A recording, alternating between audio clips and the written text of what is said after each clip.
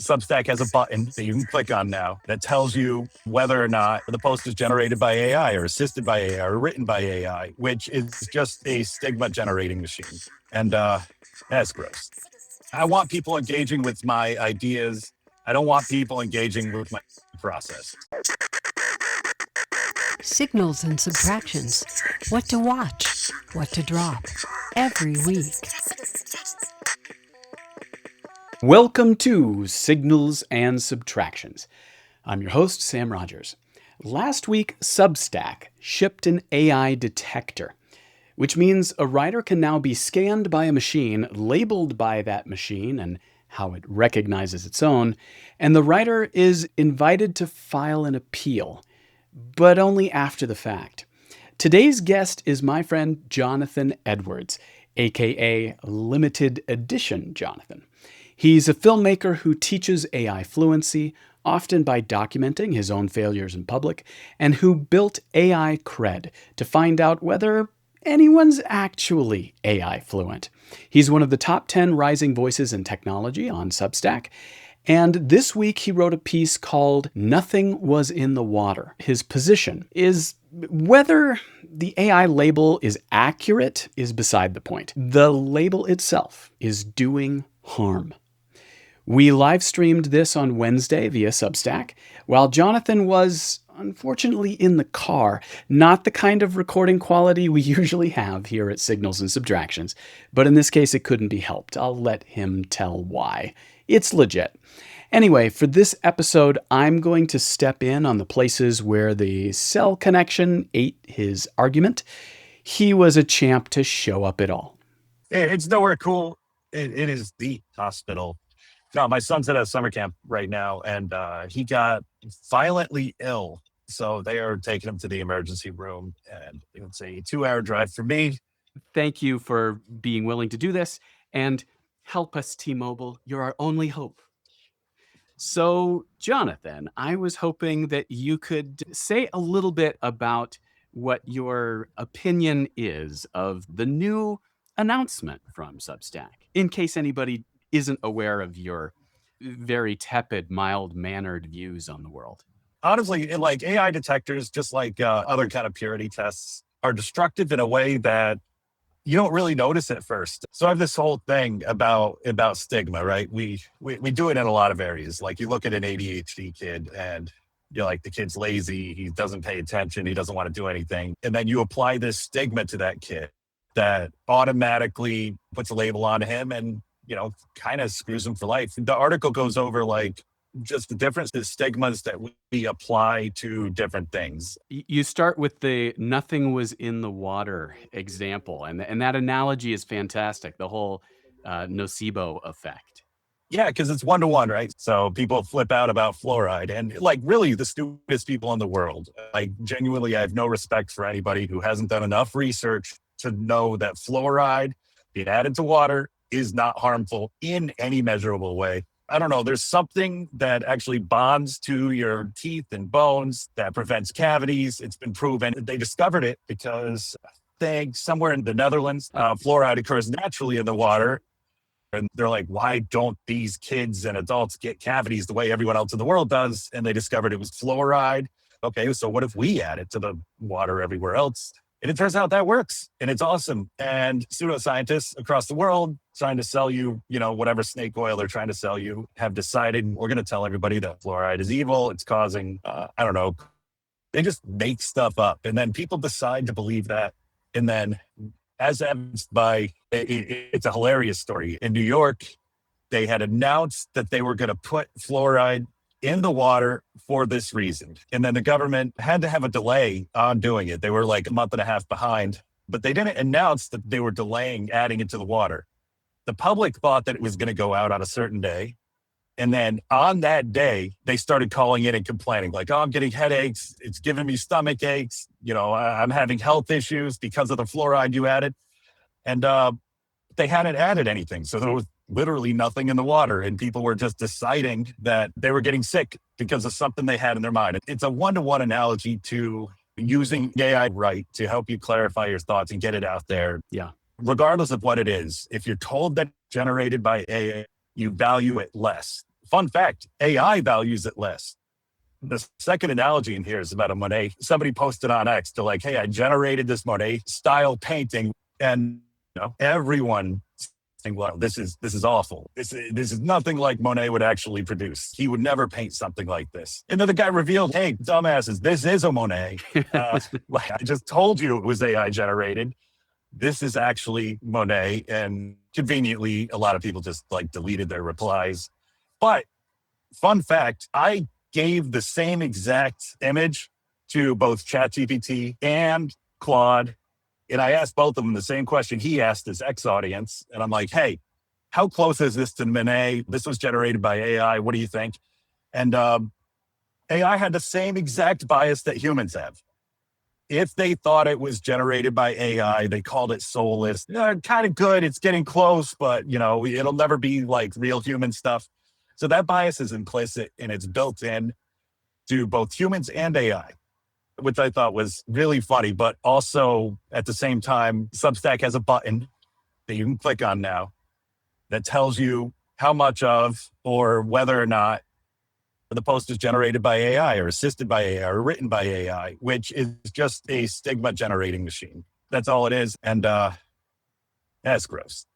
I don't seem to find that button on your post, Jonathan. Why is that? Because fuck you, you're not entitled to my process.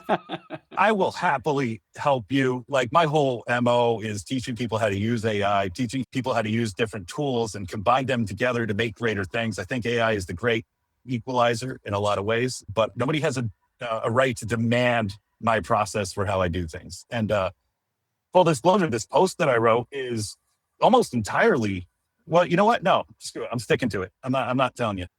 Yeah, not telling us. Wait with bated breath to find out, is it AI or is it not AI? This stigma is actively dangerous. We have that nocebo effect where we automatically determine that AI generated content or AI generated anything is worse than human generated, is actively harmful in a lot of different ways. Yes. So I was wondering if you could say a little bit more too about the damages, about the costs of that with regards to that stigma. Like you poked at it a little bit with the ADHD example, but how does it actually hurt Substack and Substack readers? When you discount the quality of something because it was generated by AI. And then the connection got painfully difficult. So allow me to summarize. This is his argument from the published piece, not mine. The writer who gets flagged stops publishing. That's the cost. There's not a debate. There's not a correction or any better argument. There's just a vacuum where the writer used to be. And stigma doesn't distribute by merit. It lands on whoever is least equipped to fight it.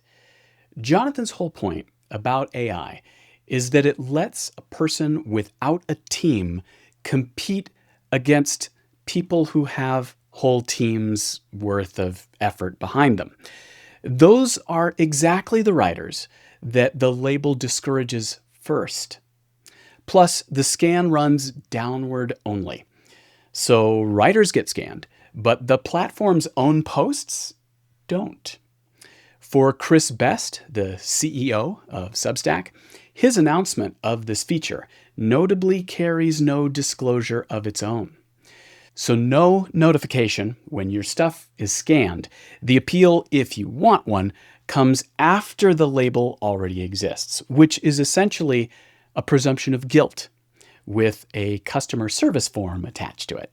Now, this is a lot bigger than just Substack.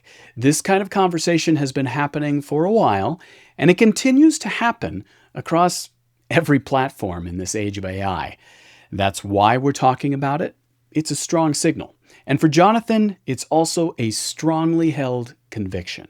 I just wanted to say, even before we had this detector Pangram thing, I was vehemently opposed to anybody disclosing whether or not they used AI. I don't think people owe it to their audience, and I don't think the audience is owed any kind of disclosure on how you do your writing. And that's kind of been like the standard for journalism for all of eternity. We don't owe our audience our sources.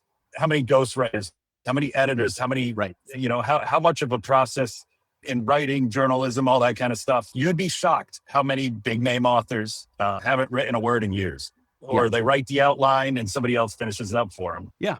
We don't consider that dishonest. We don't consider that something we have to disclose. In fact, we actively don't disclose that kind of stuff because it creates the stigma. We don't actively disclose how much editing was done to Stephen King's last novel. Yeah. Because that's actively harmful to the reader who just wants to read something to gain some kind of knowledge or, Right. enjoyment from that thing. Disclosure it's a distraction from the point of what you're doing. You're trying to share an idea. In my case, my whole MO is helping people level the playing field and using AI to do that, because there's so many advantages to AI, and it gives you the ability to punch way, way above your weight. For someone like me, it gives me the ability to compete against those teams of people who have editors in front of their content. Like, Right. I don't have a team of people working on my stuff to make sure that it gets delivered well and that it doesn't, piss anybody off. And that's a huge thing. You have no idea how often AI really helps me soften my very, very hot takes, which you can read in my notes because I don't filter my notes at all. Right. When we're taking quality measures and we're taking the way that something was made and inferring that those properties are related to the quality of the output, that's what I love to pick apart, because I think there's an opportunity in moments like this when people are seeing behind the curtain, just as you're describing. There's so many authors that have ghostwriters that write their next work. I don't think that everybody knows that, because for all the reasons you're just talking about here, Jonathan, it's very true. Ultimately, a measure of quality has to do with what the expectations were at the outset, which is why, and I know Jonathan has his own choices and probably criticizes me for mine, but that's why I disclose, and always have, when something is AI assisted. That's what I label. Now, sometimes I'm labeling it at the distribution level, like with the Signals and Subtractions newsletters. Those have been largely AI assisted for about a year now. But for long form articles that I write, unless otherwise stated, it's something that I might have had AI do this editing function and make some suggestions, but it didn't change any words for me. I treat it like I treat an editor. And as a trained writer, as well as a journalist back in the day, all of the things that Jonathan's talking about are very real, like normal processes that writing would go through. Getting back to, is it correct thing? Well, correct for what? But we can still say, regardless of that taste layer of do I like it or not, of the expectation layer of does it meet my expectations or not as a reader? Does it have the labels that cue me in on what to expect for this quality here, which is the whole Substack Pangram thing that we're talking about today? There is something intrinsic to writing itself, which is measurably good or measurably not good, which is not a matter of taste, and it's not a matter of origination. It's, does the object that has been produced meet the quality standards that we have expressed, which is where I would love to see this conversation go, because I think that there are opportunities that exist now that didn't exist previous to this age of AI kind of era. There are tools that we can apply. There are ways that we can use AI to help strengthen what the writing is. When people ask me, how was this article written? I always want my answer to be very well, thank you. Like, no matter what the origination process was, it needs to be good. And good is a measure that's on the final delivery side. Good is a quality process that we can inject along the way, either by humans or by AI.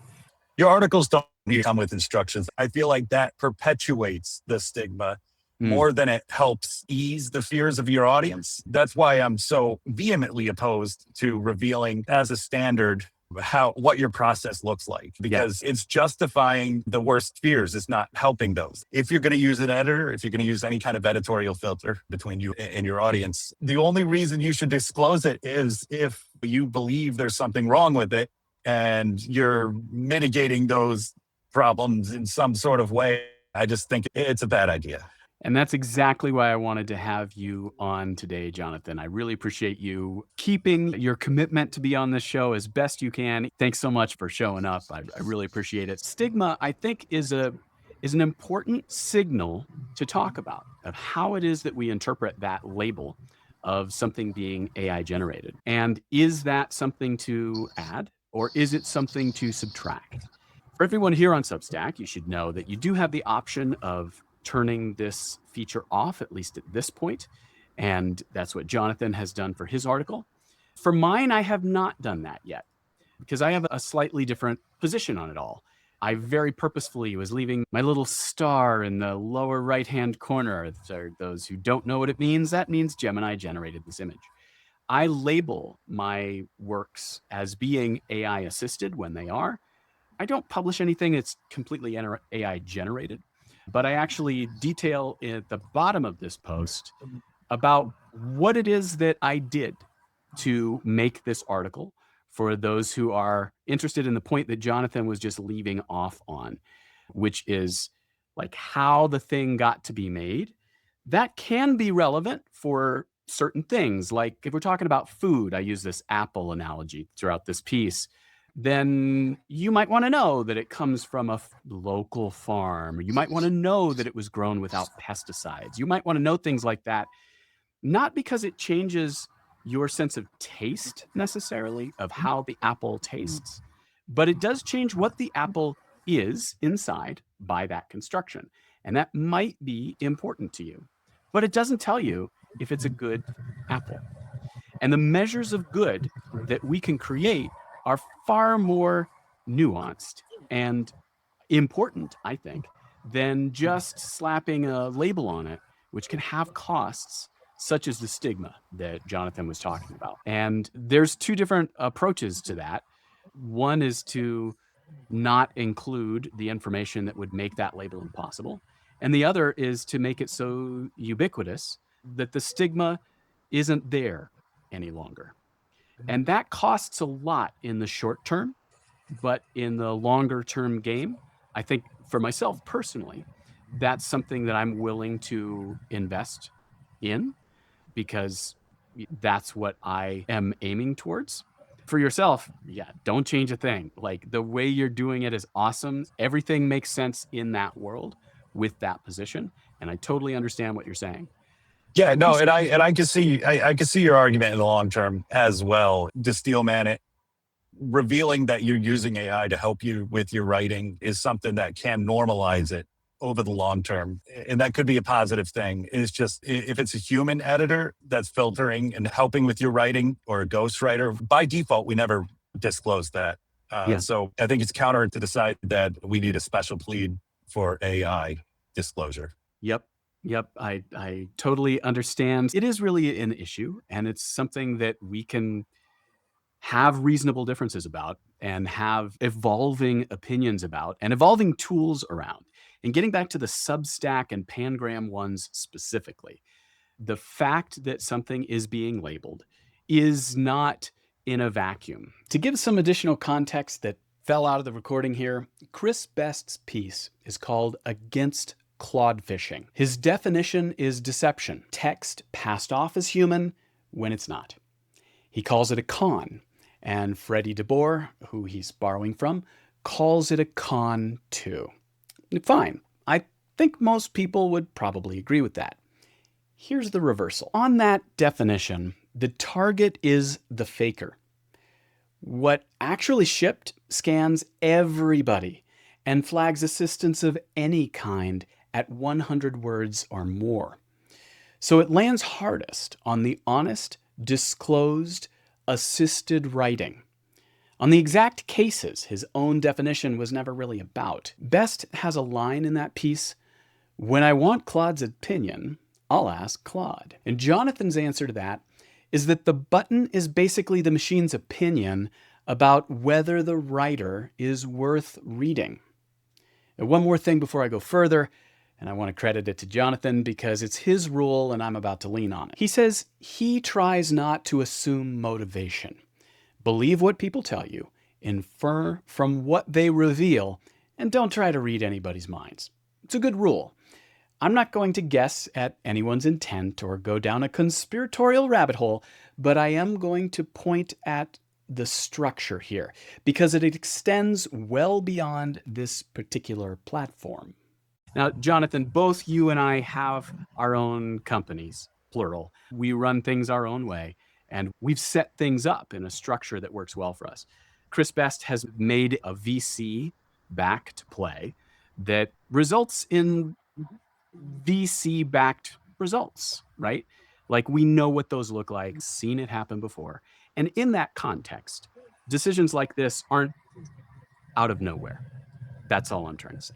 Well, thanks again for continuing to show up even in extenuating circumstances. With regard to the subtractions here, I think we're both arguing toward, from different angles, subtracting the authorship labels, meaning what they mean in society today, and taking different approaches for how it is that can work, what costs we're willing to bear around that, and advocating for people thinking for themselves and choosing for themselves where they want to be on this scale and getting involved in the discussion around the platforms that we're on, what we choose to disclose, what we don't, and being aware that it's evolving and that there's history here.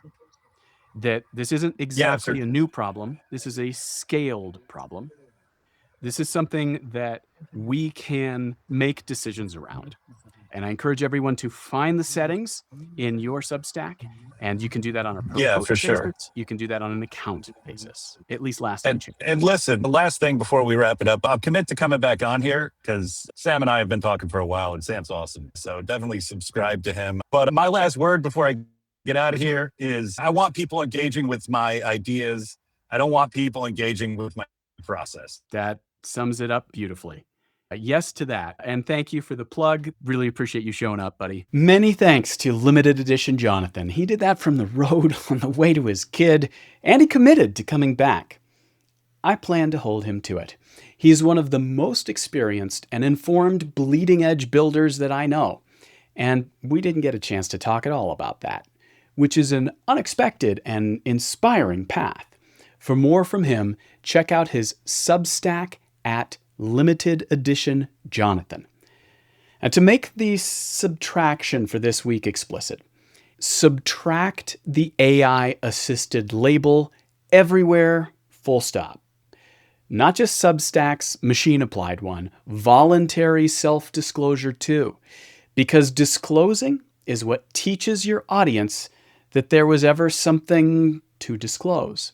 Mine is retire authorship as a quality claim in both directions. Human written is not a quality claim. Machine flagged isn't either. Both of those are proxies. They were always lazy ones. They're the ones that we reach for because they're easy, because they're cheap. Now we can name what good actually means now and measure that directly in ways that we could never even consider before. So let's measure that, not who typed what. That's not the same subtraction twice. Jonathan says, remove the signal. I keep the signal and strip the quality meaning out of it. That's the reasonable disagreement in this episode. I disclose, and I plan to keep disclosing. Jonathan's position is that disclosing is the very thing that keeps stigma alive. I don't think either one of us talked the other one out of it, but it's good to revisit and revise our positions as things continue to change at ever increasingly inhuman speeds. I'd love to hear your thoughts. Hit us up at sigsub.substack or subscribe at sigsub.show. Thanks, and I'll see you again next week.